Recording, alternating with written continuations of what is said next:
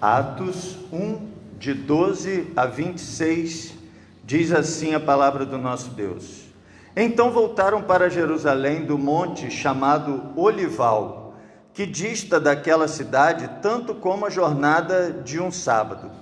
Quando ali entraram, subiram para o cenáculo, onde se reuniam Pedro, João, Tiago, André, Filipe, Bartolomeu, Tomé, Mateus, Tiago, filho de Alfeu, Simão, o Zelote e Judas, filho de Tiago. Todos estes perseveravam unânimes em oração com as mulheres, com Maria, mãe de Jesus, e com os irmãos dele. Naqueles dias levantou-se Pedro no meio dos irmãos. Ora, compunha-se a assembleia de umas 120 pessoas, e disse: Irmãos, convinha que se cumprisse a escritura que o Espírito Santo proferiu anteriormente por boca de Davi, acerca de Judas, que foi o guia daqueles que prenderam Jesus. Porque ele era contado entre nós e teve parte neste ministério. Ora, este homem adquiriu um campo com o preço da iniquidade e, precipitando-se, rompeu-se pelo meio, e todas as suas entranhas se derramaram. E isto chegou ao conhecimento de todos os habitantes de Jerusalém, de maneira que, em sua própria língua, esse campo era chamado Acéldama, isto é, campo de sangue. Porque está escrito no livro dos Salmos: fique deserta a sua morada, e não haja quem nela habite, e tome outro o seu encargo. É necessário, pois, que dos homens que nos acompanharam todo o tempo que o Senhor Jesus andou entre nós, começando no batismo de João, até o dia em que dentre nós foi levado às alturas, um destes se torne testemunha conosco da sua ressurreição. Então propuseram dois, José, chamado Barsabás, cognominado Justo, e Matias. E orando disseram: Tu, Senhor, que conheces o coração de todos, revela-nos qual destes dois tens escolhido para preencher a vaga neste ministério e apostolado, do qual Judas se transviou, indo para o seu próprio lugar. E os lançaram em sortes, vindo a sorte recair sobre Matias, sendo-lhe então votado lugar com os 11 apóstolos. Que Deus, o nosso querido Deus, nos abençoe através da sua palavra. Amém, irmãos? Amados, nós estamos na série de mensagens Novo Normal. Nós estamos fazendo um estudo do livro de Atos e entendendo que no livro de Atos nós encontramos o povo de Deus vivendo uma normalidade diferente da que viviam antes. A normalidade que eles passariam a viver é o que é normal para nós. Vivermos a presença de Deus, vivermos a presença do Espírito de Deus, sem a presença física, sem a presença corpórea do nosso Senhor Jesus Cristo. Os discípulos, até aquele momento, viviam com a presença corpórea de Jesus no meio deles. Jesus, então, falava com eles, Jesus tocava-lhes, Jesus comia juntamente com eles, e por um espaço de 40 dias após a ressurreição, o Senhor Jesus Cristo continuou aparecendo aos seus discípulos de maneira corpórea. Agora, na semana passada, nós vimos que no início do capítulo 1 de Atos, Jesus é levado de volta para o céu. Jesus então se ausenta corporeamente deles, vai para o céu e dá-lhes uma orientação que está no versículo 4 aí desse livro de Atos, dizendo o seguinte: que eles não se ausentassem de Jerusalém, mas que esperassem a promessa do Pai, que seria o recebimento do Espírito Santo. Essa mensagem de hoje é exatamente quando eles vão esperar a descida do Espírito Santo. Percebam, irmãos, nós estamos aqui no intervalo de tempo de espera. Jesus subiu e o Espírito Santo desceria. Nesse momento aqui, do verso 12 até o final do capítulo 1, nós encontramos exatamente esse período que Jesus já havia subido e o Espírito Santo ainda não havia descido. Esse era então um tempo de espera. Jesus disse: vão para Jerusalém e esperem. É exatamente isso que nós encontramos no verso 12. Então os discípulos voltaram para Jerusalém. Eles obedeceram a Jesus, voltaram para Jerusalém, voltaram para esperar dias melhores. A nossa mensagem de hoje tem exatamente este título: Esperando Dias Melhores.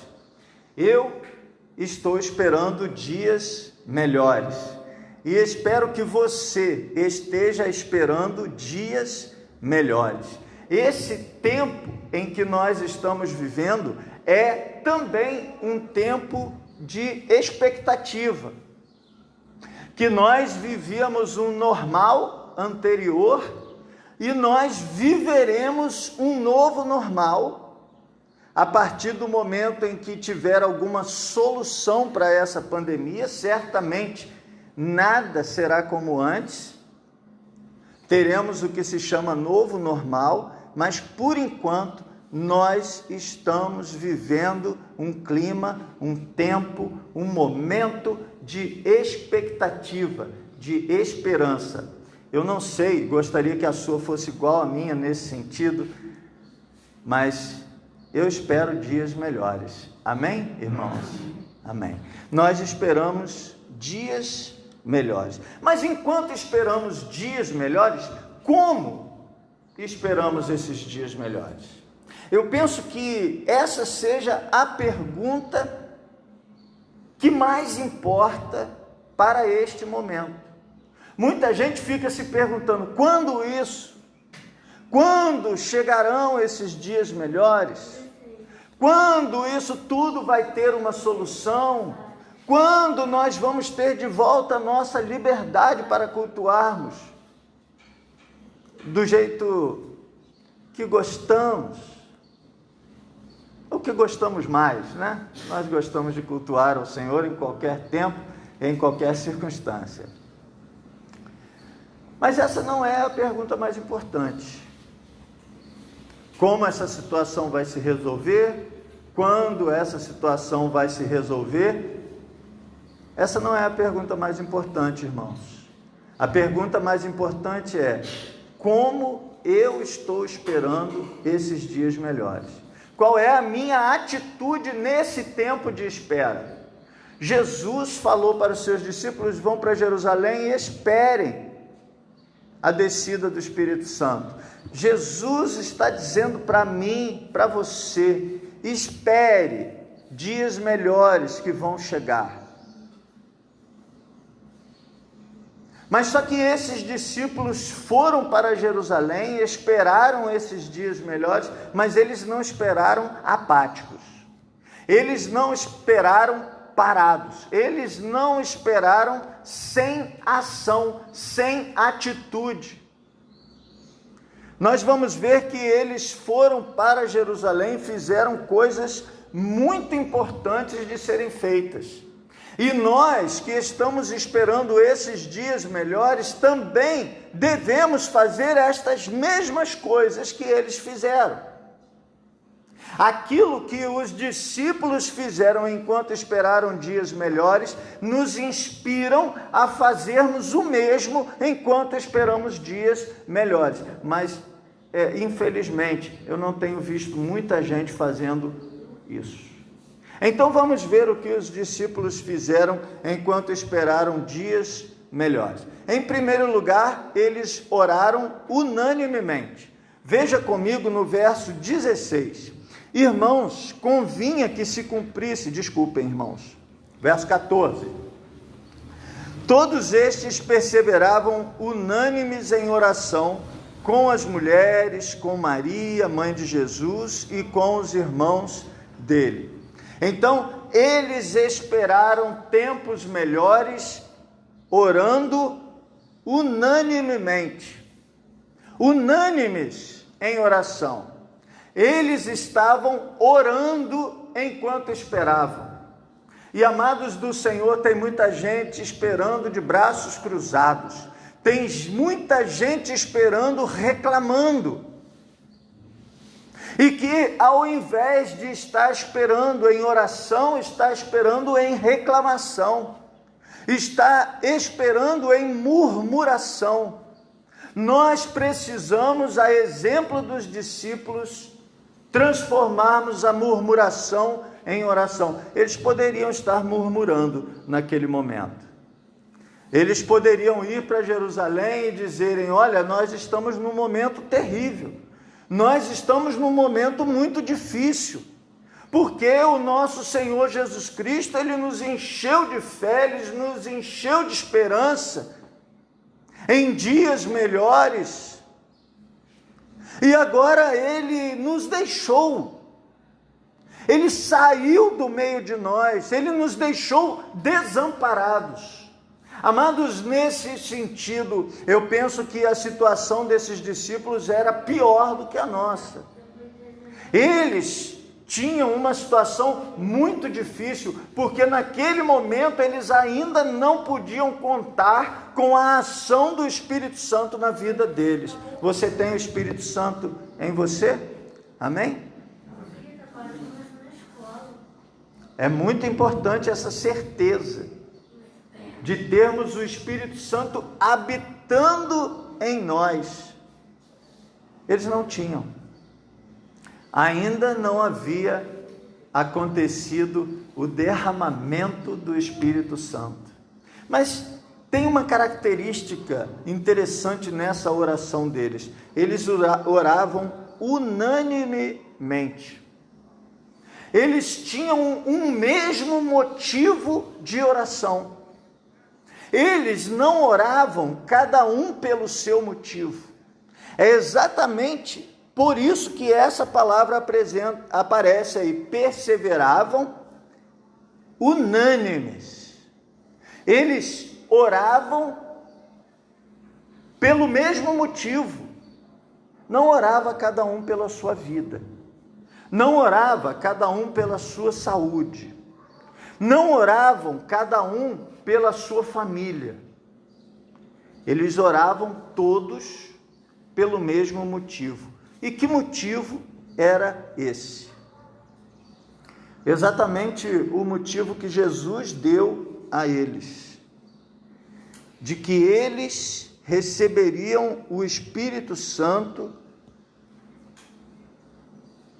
Verso 8: mas recebereis o poder ao descer sobre vós o Espírito Santo, e sereis minhas testemunhas, tanto em Jerusalém como em toda a Judéia e Samaria, até aos confins da terra.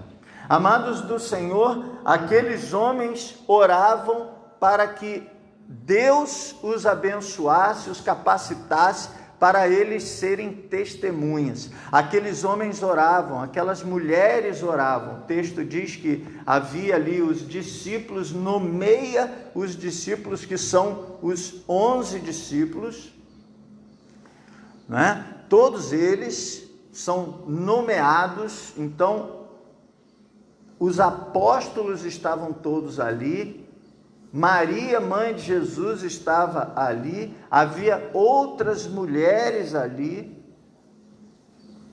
havia uma congregação de 120 pessoas orando pelo mesmo motivo, pedindo, clamando ao Senhor que lhes desse ousadia, que lhes desse intrepidez, que lhes desse sabedoria para proclamarem Jesus, para proclamarem a salvação, para testemunharem do Evangelho, da boa nova de salvação que há em Cristo Jesus. Amados do Senhor, essa deve ser a nossa oração neste tempo. Enquanto nós esperamos dias melhores, esse deve ser para nós, como igreja do Senhor, um tempo de oração, um tempo em que juntos, unanimemente, tenhamos esse propósito em nossas orações, de orarmos para que haja a expansão da palavra de Deus, expansão do Evangelho, que a boa nova de salvação em Cristo Jesus seja espalhada por nós. Que como igreja de Jesus, nós esperemos o novo normal, buscando em oração a capacitação para pregarmos a palavra, para levarmos o Evangelho, para distribuirmos a salvação, a começar neste bairro. E por onde quer que nós andemos, onde quer que o Senhor nos leve, espalhar essa boa notícia. Mas nós vamos ver também que, além de orarem unanimemente, os discípulos de Jesus, o povo de Deus, a igreja de Deus, buscou na palavra de Deus as orientações para entender o tempo presente. Vamos ler comigo aqui o verso 16. Irmãos, convinha que se cumprisse a escritura que o Espírito Santo proferiu anteriormente por boca de Davi acerca de Judas, que foi o guia daqueles que prenderam a Jesus. E aí ele vai fazer duas citações do livro de Salmos, que era a Bíblia deles naquele momento, naquele tempo. Amados do Senhor, então ele olha para a situação que estava acontecendo, ele olha para a falta de um componente naquela igreja, naquela comunidade, eles olham para a falta de Judas ali no meio deles, e eles interpretam isso à luz da palavra.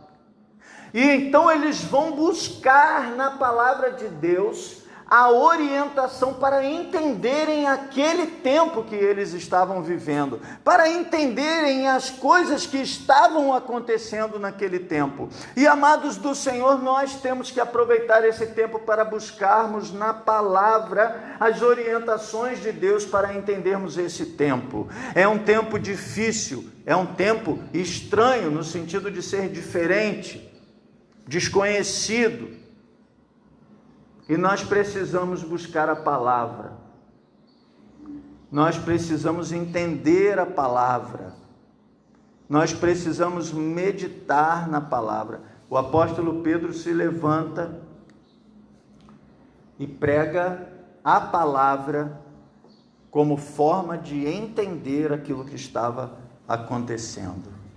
Amado, nada do que está acontecendo está fora da palavra.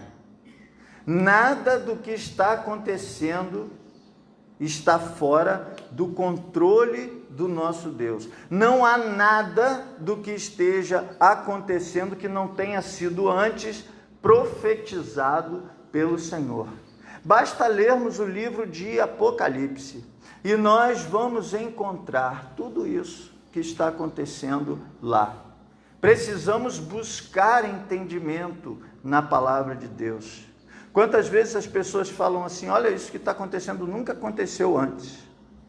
Bom, nunca aconteceu antes na nossa geração, mas a palavra de Deus mostra isso que já aconteceu antes.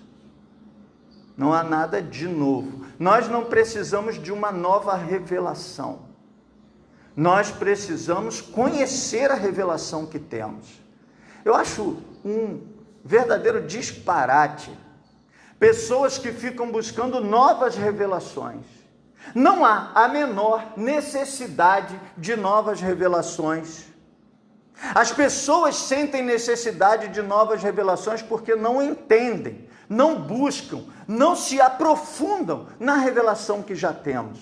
A revelação que já temos é completa. É tudo o que necessitamos em matéria de fé e prática. Precisamos buscar na palavra de Deus entendimento para o tempo que estamos vivendo. E em terceiro e último lugar, eu gostaria de ler com você o versículo 21, e nós vamos ver que eles esperaram dias melhores, cuidando da estrutura da igreja. Versículo 21. É necessário, pois, que dos homens que nos acompanharam todo o tempo que o Senhor Jesus andou entre nós, começando no batismo de João, até o dia em que dentre nós foi levado às alturas, um destes se torne testemunha conosco da sua ressurreição. Eles perderam um discípulo.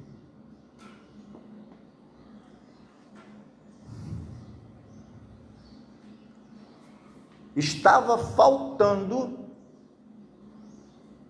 um ministro.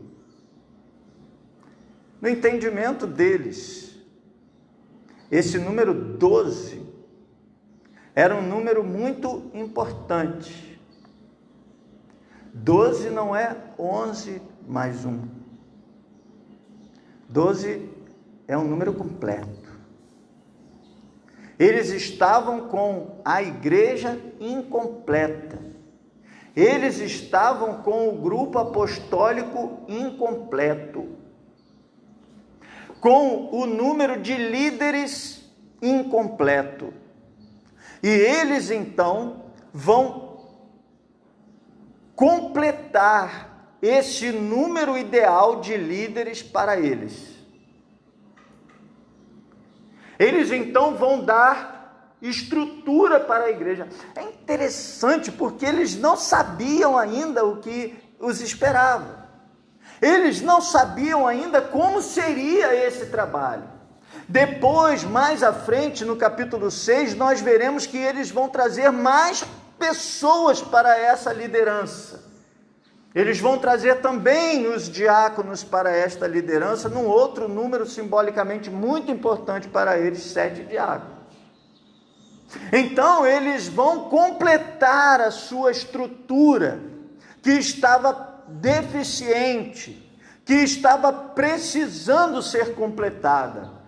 Amado do Senhor, vamos aproveitar esse tempo para criar as condições que a igreja precisa. Vamos aproveitar esse tempo para capacitarmos a nós mesmos. Vamos aproveitar esse tempo para complementar aquilo que falta para a nossa liderança. Vamos aproveitar esse tempo para cuidar das coisas que precisam ser cuidadas na igreja do Senhor.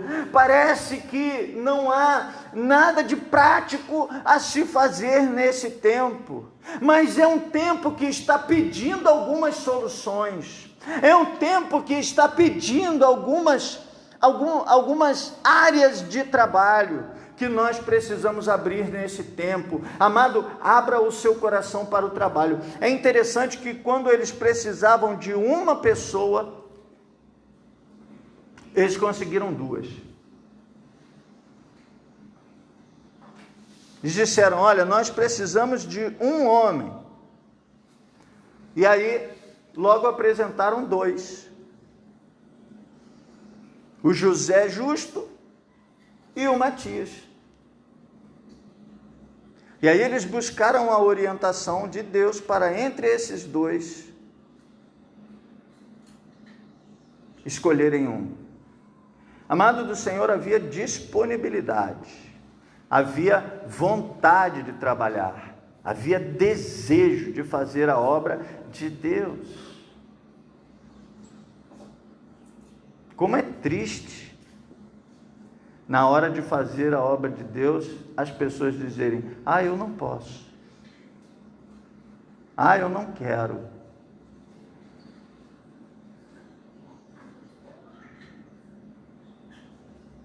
Nós não encontramos isso aqui.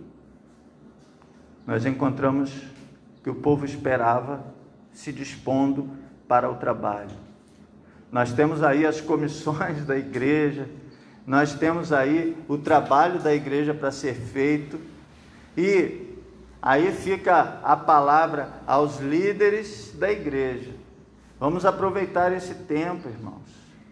Vamos aproveitar esse tempo para capacitar, vamos aproveitar esse tempo para orientar, para ajustar as coisas, para que, para que a igreja esteja pronta para quando chegarem os dias melhores, para que a igreja esteja capaz de receber tudo o que Deus está para trazer para nós quando esse tempo passar.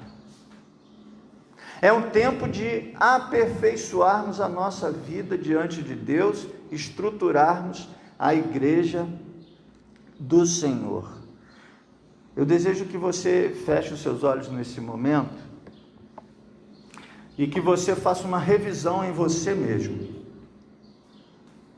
Como você está esperando os dias melhores? Você está orando unanimemente? Talvez não. Então, fale com o Senhor: Pai, capacita a mim e aos meus irmãos, capacita a tua igreja para pregarmos o Evangelho, para pregarmos as boas novas de salvação. Que passado esse tempo, quando o povo estará com os corações abertos, sensíveis, nós possamos ter ousadia e sabedoria para pregar, para testemunhar. Você tem buscado na palavra de Deus as orientações necessárias para entender esse tempo? Talvez não. Assuma compromisso com Deus agora. Senhor, eu quero buscar a tua palavra, eu quero estudar a tua palavra, eu quero me aprofundar na tua palavra para que eu possa compreender as dificuldades do tempo presente à luz da tua palavra e os teus conselhos para nós. E você tem se disposto à obra do Senhor? Você, como Matias e como José Justo, tem se colocado à disposição da obra de Deus? Ou você está com um não estampado na testa para tudo que se coloca diante de você? Então, comprometa-se com Deus. Senhor, quero fazer a tua obra. Senhor, quero estruturar a tua igreja. Senhor, no que depender de mim, a tua igreja estará pronta para esses dias melhores que o Senhor traz para nós. Essa é a nossa oração, em nome de Jesus, que vivo, reina para todo sempre. Amém.